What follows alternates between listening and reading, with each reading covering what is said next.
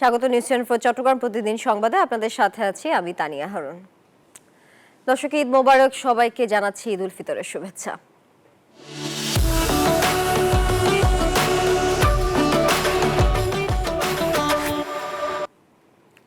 এবারে বিস্তারিত। বিএনপির স্থায়ী কমিটির সদস্য আমির খসরু মাহমুদ চৌধুরী বলেছেন, ফ্যাসিস্টও একটি শক্তি ছিল, এখন আবার আরেকটা শক্তি দেখা যাচ্ছে যারা ক্ষমতায় থাকার জন্য নতুন নতুন পন্থা বের করছে। সকালে চট্টগ্রাম মেহেদীবাগ নিজ বাসভবনে দলীয় নেতাকর্মীদের সাথে কুশল বিনিময়ের সময় তিনি একথা বলেন ফ্যাসিস্টরা যেভাবে দাঁড়াতে পারেনি তারাও যাতে জনগণের সামনে দাঁড়াতে না পারে সেজন্য বাংলাদেশের মানুষ প্রস্তুত রয়েছে। স্বাধীন পরিবেশে নেতাকর্মীরা ঈদ আনন্দ উপভোগ করছে উল্লেখ করে তিনি বলেন, নির্বাচনী আমেজ শুরু হয়ে গেছে, নেতাকর্মীরা অধীর আগ্রহে অপেক্ষা করছে তাদের সেই কাঙ্ক্ষিত দিন কবে আসবে। তিনি আরো জানান, দেশকে এগিয়ে নিতে দেশের মানুষের হাতে মালিকানা ফিরিয়ে দিতে হবে।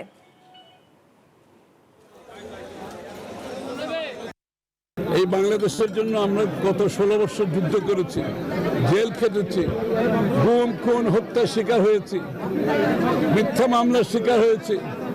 সুতরাং আজকের এই বাংলাদেশকে সামনের দিকে এগিয়ে নিয়ে যাওয়ার জন্য আমাদের যে নির্বাচনী, আমাদের যে গণতান্ত্রিক অর্ডার, আমাদের যে গণমানুষের মালিকানার যে বিষয়টা, সেটা ফিরিয়ে আনতে হবে। যাদের কোনো ঠিকানা নেই, পরিবার পরিজন নেই, তাদের স্থান হয় সমাজ সেবা অধিদপ্তরের মানসিক প্রতিবন্ধী প্রতিষ্ঠান সহ শিশু নিবাসে। মানসিক প্রতিবন্ধী শিশুরাও মেতেছে ঈদ আনন্দে। ঈদ উপলক্ষে ভালো খাবারের পাশাপাশি নতুন পোশাক পেয়ে খুশি তারা। রতন দাসের ছবিতে চট্টগ্রাম থেকে আরো জানাচ্ছেন নয়ন বড়ুয়া জয়।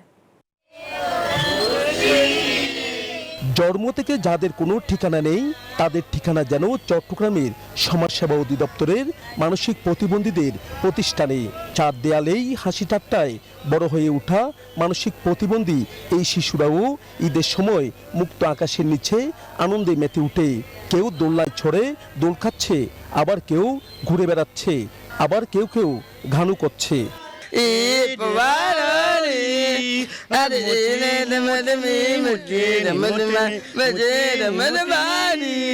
আমাদের দেশটাই স্বপ্ন পরি, সাথী মোদের ফুল পরি, লালে পরি নীলে পরি সব সাথে ভাব করি। আমি এতিম হয়ে কাঁদি না কেন, তোমরা বলতে পারো, এতিম ছিলে আমার নবী, এতিম আমিও। ঈদে নতুন জামা পরে ঈদ আনন্দ উদযাপন করছে তারা। ঈদ উপলক্ষে তাদের জন্য ছিল ভালো মানের খাবারের আয়োজন, তবে সবকিছু পেলেও তাদের চোখে মুখে যেন হতাশার ছাপ। তাদের পরিবার যে কেউ নেই তা যেন তারা বুঝতে না পারে, সেভাবেই আদর যত্ন করে লালন পালন করছে প্রতিবন্ধী প্রতিষ্ঠানের দায়িত্বরতরা। অন্যান্য স্বাভাবিক মানুষের মতো এই সকল নিবাসীদেরকে আমরা নতুন পোশাক দেই, তারা নতুন পোশাক পরিধান করে ঈদের আনন্দ উৎসব করেন। আমাদের যেমন ফ্যামিলিতে তাদের প্রত্যেকেই পোলাও গোস্ত খায়, তাদের জন্য আমরা পোলাও গোস্তের ব্যবস্থা করেছি। সাধারণ শিশুদের মতো এখানে তারা যেমন পড়াশোনা করছে, তেমনি তাদের হাতে তৈরি করছে গলার মালা, কানের দুলসহ নানান কিছু।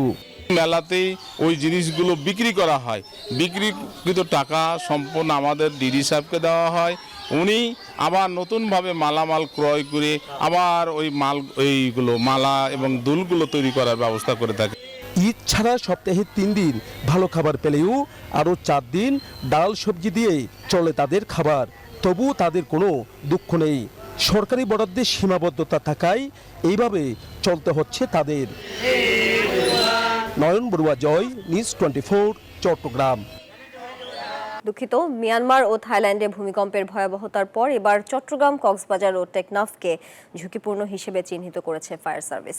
বড় ধরনের ভূমিকম্প হলে এসব এলাকার 70% ভবন ক্ষতিগ্রস্ত সহ প্রাণহানিরও শঙ্কার কথা জানিয়েছেন বিশেষজ্ঞরা। বিল্ডিং কোড না মেনে ভবন নির্মাণ করায় এমন আশঙ্কা করছেন তারা। আবু জাবেদের ছবিতে চট্টগ্রাম থেকে নয়ন বড়ুয়া জয়ের আরও একটি প্রতিবেদন। মিয়ানমার ও থাইল্যান্ডের বিভিন্ন অঞ্চলে পরপর 2টি শক্তিশালী ভূমিকম্পে ধসে পড়েছে বহুতল ভবন।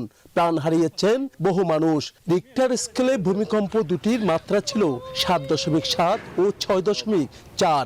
এতে দেশ দুটি বেশ ক্ষয়ক্ষতির সম্মুখীন হয়েছে। বাংলাদেশেও বড় ভূমিকম্পের আশঙ্কা করছেন বিশেষজ্ঞরা। তবে ঢাকার বাইরে বন্দরনগরী চট্টগ্রাম, কক্সবাজার ও টেকনাফ সীমান্ত এলাকার জন্য অশনি সংকেত দিচ্ছেন তারা। চট্টগ্রামের ক্যারেক্টারিস্টিক্স হচ্ছে চট্টগ্রামের ঘনবসতি এবং বিল্ডিংয়ের সংখ্যা প্রায় 4 লক্ষের মতো। যদি ওই ভূমিকম্প মায়ানমার বাংলাদেশ বর্ডারে হয় তখন কিন্তু এখানে মারাত্মক ধরনের কোলাপস করবে। এই বিশেষজ্ঞ বলছেন ভবন নির্মাণের ক্ষেত্রে মানা হচ্ছে না কোনো বিধি।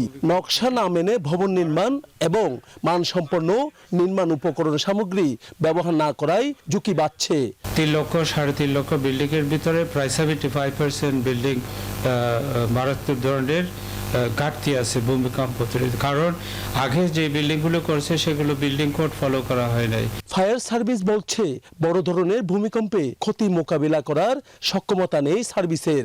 আমরা প্রতি ওয়ার্ডে 200 করে ভলান্টিয়ারকে আমরা প্রশিক্ষণ দিয়েছি, তাদের মাধ্যমে যাতে ওয়ার্ডে ওয়ার্ডে ভূমিকম্পের বিষয়ে জনসচেতনতা গড়ে ওঠে, এই বিষয়টাকে লক্ষ্য রেখে আমরা কাজ করেছি।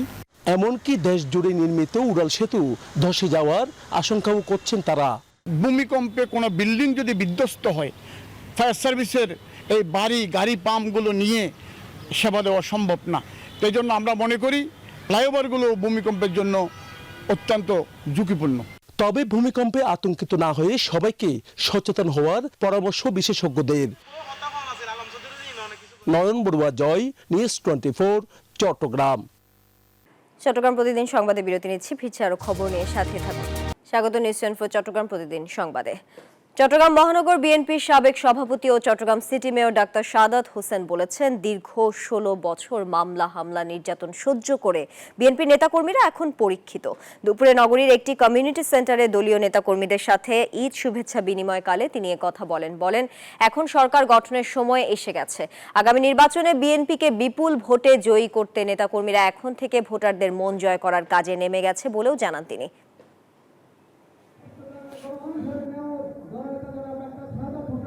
আনন্দটা আমরা এই অনুষ্ঠানের মধ্যে দিয়ে আরো বেশি সুদৃঢ় করতে পারবো।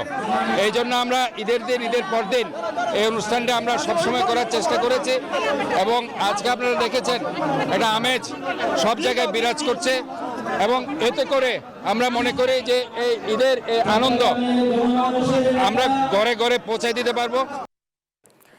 চট্টগ্রামের আউটার রিং রোডে ভয়াবহ যানজট, আটকে পড়েছে পতেঙ্গা সমুদ্র সৈকতের পর্যটক আর দর্শনার্থীরা। সেখানে আছেন সহকর্মী নয়ন বড়ুয়া। জয়, আমরা সরাসরি যাচ্ছি তার কাছে। জয়, যানজটের সবশেষ কি তথ্য আছে আপনার কাছে?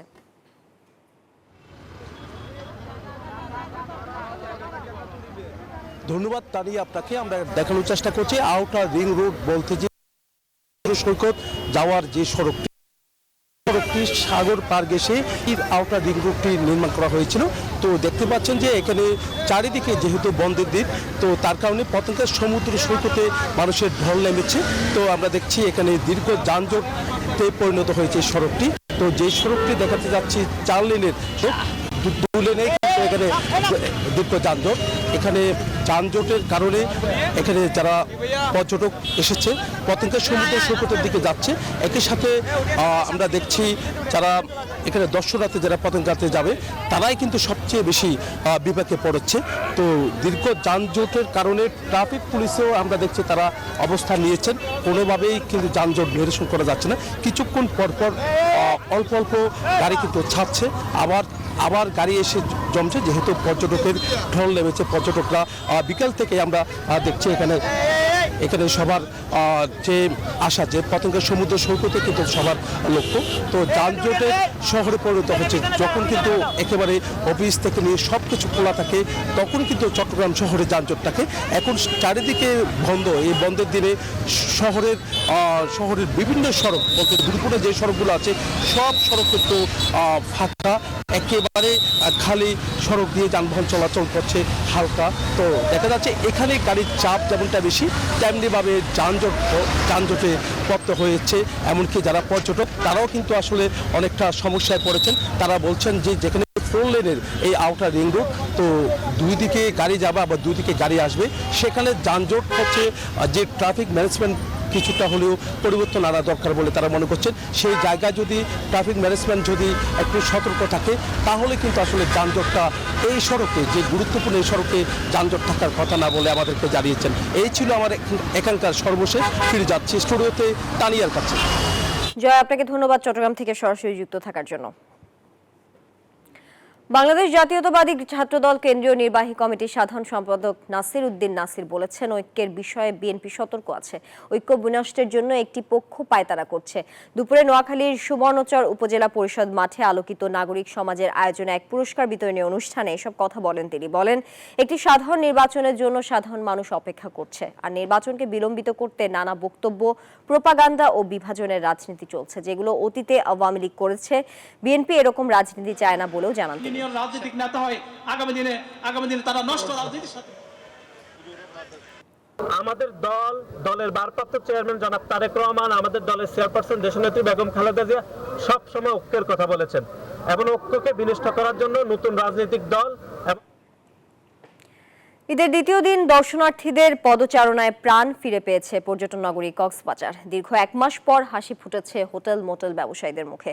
পর্যটন ব্যবসায়ীরা জানান, পুরো রমজান মাস পর্যটক শূন্য ছিল কক্সবাজার। পর্যটকের সেই খরা কেটেছে।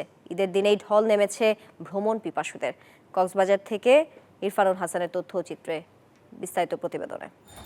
বিশ্বের দীর্ঘতম সমুদ্র সৈকত কক্সবাজার। সাগরের ঢেউয়ের গর্জন আর নৈসর্গিক সৌন্দর্য দেখতে দূর দূরান্ত থেকে ছুটে আসেন ভ্রমণ পিপাসুরা। এবার ঈদ উল ফিতরকে কেন্দ্র করে টানা 9 দিনের লম্বা ছুটিতে ছুটে আসছেন পর্যটকরা। ঈদের পরের দিন সৈকতের বালিয়াড়ি পেরিয়ে নীল জলরাশি পর্যন্ত মানুষের উপচে পড়া ভিড়। বন্ধু বান্ধব, পরিবার পরিজন কিংবা প্রিয়জনকে নিয়ে এসেছেন সৈকতে, আসছেন স্থানীয়রাও। দেশের বিভিন্ন প্রান্ত থেকে ঈদের ছুটিতে কক্সবাজারে আসতে পেরে বেশ উচ্ছ্বসিত পর্যটকরা। একসাথে ঘুরতেছি, খাওয়া দাওয়া করতেছি, বাড়ি থেকেই করতেছি, মনে হচ্ছে না, অনেক আনন্দ লাগতেছে। খুবই আনন্দ লাগছে, অনেক মানুষের সাথে আমরা ইফতার উদযাপন করতে পারছি। আলহামদুলিল্লাহ, পরিবারকে নিয়ে আসতে পেরে অনেক বেশি খুশি। ধন্যবাদ। রমজানে 1 মাস ব্যবসায়িক মন্দার ক্ষতি কাটিয়ে ওঠার আশা হোটেল মোটেল ব্যবসায়ীদের। আগত পর্যটকদের হয়রানি রোধে এবার বেশ কঠোর অবস্থানে আইনশৃঙ্খলা বাহিনী। টুরিস্ট পুলিশ বলছে, এবার আগত পর্যটকদের নিরাপত্তায় রয়েছে 3 স্তরের নিরাপত্তা ব্যবস্থা। এবার আমাদের 3 স্তর বিশিষ্ট নিরাপত্তা থাকবে। আমাদের গোয়েন্দা টিম থাকবে, গেটে আমাদের ফুট পেট্রোলিং থাকবে এবং মোটরসাইকেল টিম থাকবে এবং স্পেশাল আমাদের মোবাইল টিম থাকবে। টানা 9 দিনের লম্বা ছুটিতে কয়েক লাখ পর্যটকের সমাগমের আশা পর্যটন সংশ্লিষ্টদের। সোয়াইব শামীম, নিউজ 24। চট্টগ্রাম প্রতিদিন সংবাদ এখন এই পর্যন্তই। ধন্যবাদ সবাইকে।